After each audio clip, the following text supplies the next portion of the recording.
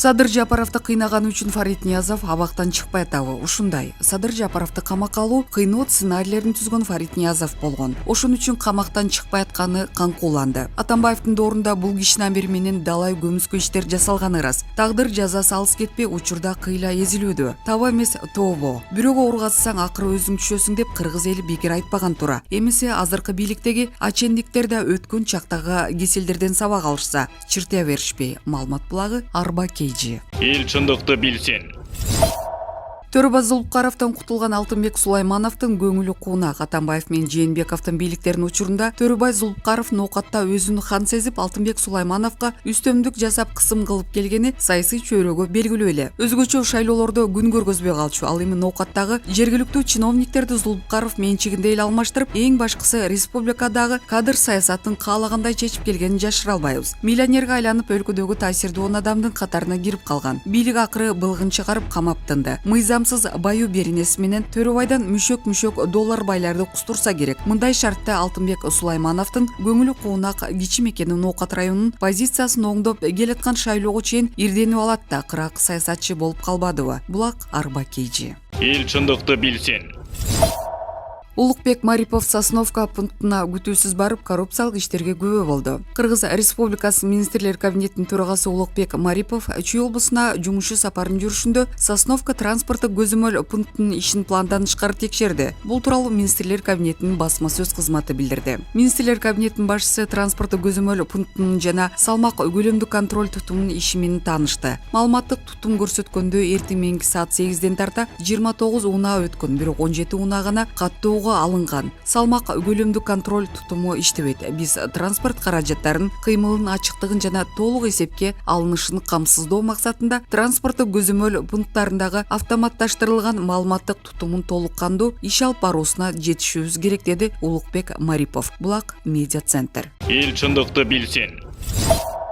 Ош шаарында массалык иш-чарага июлга чейин тыюу салынды. Ош шаарындагы оор санитардык эпидемиологиялык кырдаалга байланыштуу 1-июлга чейин 2-борбор калаада бардык массалык иш-чараларга чектөө киргизилди. Бул тууралуу аталган шаардын мэриясы кабарлады. Маалыматта айтылгандай, келерки айдын башына чейин белгиленген концерттик программалар, календардык салтанаттар, спорттук мелдештер жана башка иш-чаралардын баарына чектөө кирет. Коомдук транспорттар 60-70% ашык толтурулбашы шарт. Бет кап, санитайзер, аралык жана башка эрежелер так сакталышы керек. Мэрия караштуу муниципалдык аймактык башкармалыктардагы жана башка коомдук объектилерге рейдтер күчөтүлөт. Кошумча мобилдик топтор уюшулат. Шаардагы бардык базарларда аптасына бир жолу санитардык күн өткөрүлөт. Билим берүү мекемелеринде сабактар онлайн тартипке өтөт. Тойканалар, ресторан, кафелер бар болгон ордуктарын 50% ашык толтурулбашы шарт. Эпидемиологиялык кырдаал жакшырбаса 1-июлдан тартып тойлорго таптакыр тыюу салынышы ыктымал. Эпидемиологиялык абал курчугандан улам Ош шаардык мэриясы буга чейин номер 52 жана номер 18 мектептердин базасында күндүзгү амбулатордук стационарларды уюштурган. Кыргызстанда соңку бир сутка ичинде COVID-19 илдети дагы 619 кишиден жаңы аныкталды. Илдеттен 5 адам каза болду. Жаңы катталгандардын 273-ү Бишкек шаарында катталса, 110 учуру Ош шаарына туура келди. Расмий маалыматка караганда Кыргызстанда коронавирус пандемиясы башталган 2020-жылдын март айынан бери илдет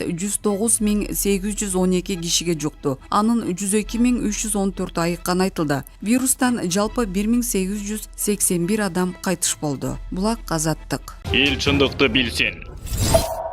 Бектур Асанов, соттон акталдым тазамын. Бектур мырза, соттун чечими эмне болду? Кепти ушундан баштайлы. Июнь айынын башында соттун чечими чыкты, сүттөн аксың дешти. Соттук иштеримдин баары акталып тазамын. Кыргызстандагы саясий акыбалдын баарын билип туюп турсаңыз керек. Кайсынысын сурайсыз? Кумтөрдөн баштайлы. Өтө актуалдуу туура маселе болду. Себеби мурунку бийлик мындай кадамдарга барган эмес. Аягына чыгып орто жолдо айнып кетишпесе болду. Түшүнбөгөн бир нерсе бар, эмнеге бийлик оор жолду тандап алды деп атам. Убактылуу сырттан башкаруу биз үчүн туура эмес, эмне үчүн улутташтырууга барган жок. Эл аралык укуктар боюнча улутташтырууга барганыбызда бизде чоң утуш болмок. Себеби БУБда 1963-жылы ушундай эл аралык норма кабыл алынган. Мындай сот болбойт эле, бирок кандай болгон күндө дагы толугу менен мамлекеттин кызыкчылыгына чечилиши керек да. Сабыр кылып күтө турганыбыз оң. Бул жагдайда мамлекеттин, бийликтин ишин колдогонубуз туура болот. Тажикстан менен Кыргызстандын чегара маселесичи. Бул да бүгүнкү күндө көйгөй жараткан маселелердин бири. Эми колдон келсе, бул маселе маселени биз Тажикстан менен өз ара чечишип алышыбыз керек. Башка үчүнчү чоң державаларды аралаштырбаган оң. Ошондой болсо жакшыраак болмок. Туура күч колдонуулар болуп атат. Дипломатиялык жол менен чечилбесе, провокацияларды коңшу мамлекет жасса, анда биз да ошого даяр туруубуз абзел. Тынчтык болуш үчүн биздин мамлекеттин аскердик күчү кубаттуу болгонун каалайм. Бирөө жарым буларга тийишсек болбойт. Бул мамлекет жоон катуу берет дегендей сестенип турат эле. Ошон үчүн куралдуу күчтөргө өзгөчө мамиле кылып, ушул жагына басым жасасак туура болчудай. Анан бул маселеде бардык саясатчыларды бир болууга чакырат элем. Позиция оппозиция болбой. Күздө боло турган парламенттик шайлоону кандай элестетип атасыз? Парламенттин кадыр баркы буга чейин тиешелүү деңгээлде болбоду. Аны кармап иштетүү бул бийликке аброй алып келген жок. Бийликке болгон элдин эң чоң наразычылыктары парламенттин айланасында болууда. Конституция күчүнө кирди. Президент 2 тизгин бир чылбырды колго алды. Азыр мыйзам чыгаруу палатасы шайлоо кодекстерин карап атат. Ушуну тез арада конституцияга ылайык кылып, сөзсүз түрдө күз айларында парламенттик шайлоону өткөрүп алыш керек. Антпесе мамлекеттеги саясий кризис курчут, бийликтин кадыр баркы дагы түшөт. Дагы да бир топ маселелер болуп атат. Бүгүнкү бийлик жалпы мамлекет үчүн партиялык тизими ачык шайлоо же преференциялык, мындайча айтканда талапкерлердин ичинен кошумча добуш берүү туура болмок. 35 мажоритардык системаны киргизиш мамлекетке 35 көйгөй жаратат. Кандай болгон күндө да шайлоо адилеттүү өтүшү керек. Биз угуп жатабыз. Бийлик 35 округдан өзүнүн 35 кишисин даярдап атат. Бир канча партияны алып чыгат деп. Эгерде бийлик парламентте биз утуп жатабыз десе, анда жакшылык менен бүтпөйт. Себеби мурунку бийликтегилер да парламентте көзөмөлгө алабыз деп атып, элге наразычылыктарын жараткан жана революциялар болгон. Ошондуктан бийлик бүгүн парламенттик шайлоону таза өткөрүшү керек. Сот реформасын чын жүрөктөн жасап, көз карандысыз кылса, анда Кыргызстандын келечеги бар. Булак Азия News. Эл чындыкты билсин. 15 жаштагы кыз 64 жаштагы киши тарабынан зордукталып көз жарды. Ош облустук милициясы Араван районунда зордукталган 15 жаштагы өспүрүм кыз 15 майда көз жарганын билдирди. Облустук милициянын маалыматына ылайык, тергөөдө өспүрүмдү 63 жаштагы кошунасы зордуктаганы аныкталган. Окуя 2020 жылдын 20 августунда Чегават айыл аймагындагы эгин талаада болгон. Өспүрүмдүн зордукталып кош бойлуу экенин анын апасы 3 айдан кийин ооруканага алып барганда билинген. Аталган факты боюнча өткөн жылдын аягында 3 декабрда сотко чейинки өндүрүш ачылып, экспертиза дайындалган. Анын жыйынтыгында кылмыш жасалгандыгы аныкталгандыктан айыпталуучу 4-июнда кармалган. Сот аны 22-июнга чейин камакка алууга чечим чыгарган. Аталган кылмыш жаза кодексинин 162-беренеси сексуалдык мүнөздөгү зомбулукка аракеттер менен катталып, Ош шаардык сотуна өткөрүлүп берилген. Маалымат булагы Азаттык. Эл чындыкты билсин.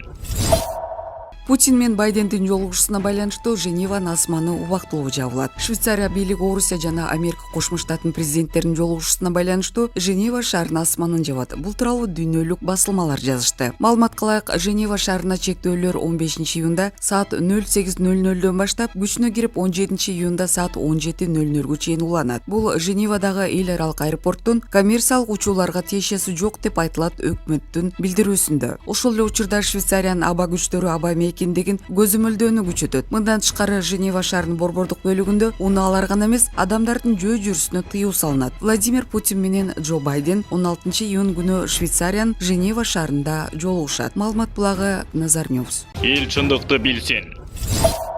Баш мыйзам менен кодекстерди кайчы койгон камоолор. Кумтөрдө коррупцияга байланыштуу жогорку кеңештин бир нече депутаты камалды. Жаңы күчүнө кирген баш мыйзамга ылайык, парламент депутаттын камоо үчүн кылмыш жасаган жеринен кармалган учурду кошпогондо жогорку кеңештин макулдугу талап кылынат. Айрым эл өкүлдөрү соңку камоолордон улам конституция бузулганын айтышууда. Баш мыйзамда парламент депутатына кол тийбестик кепилдигин белгилеген вице-спикер Айда Касмалиева депутаттарды камоо конституцияга каршы келерин айтып чыкты. Ал маселени жогорку кеңештин тармактык комитетинин карап чыгарын 10-июндагы отурумда билдирди. Жаңы баш мыйзамдын 78-беренесинде депутаттардын кол тийбестиги күчөтүлгөн. Ал кылмыш жасап жаткан учурунда кармалбаса, анда аны камоого көпчүлүк депутаттардын макулдугу керек. 5-майда жаңы баш мыйзам кабыл алынды. Жогорку кеңештин депутаттарын кармоо июнда болуп жатат. Ошондуктан бул баш мыйзамга каршы келет. Башкы прокуратура кармоолор учурда иштеп жаткан кодекстер менен жүрдү деп билдирүүдө. Бирок мындай кырдаалда баш мыйзам түз иштеши керек, деди Касмалиева. Жогорку жогорку кеңештин депутаттары Асылбек Жээнбеков жана Төрөбай Зулпкаров 31 майда Бишкектин 1 май райондук сотунун чечими менен 31 июлга чейин улуттук коопсуздук комитетинин тергөө абагына камалган. Улуттук коопсуздук боюнча мамлекеттик комитет депутаттары Асылбек Жээнбеков менен Төрөбай Зулпкаров Көмтөр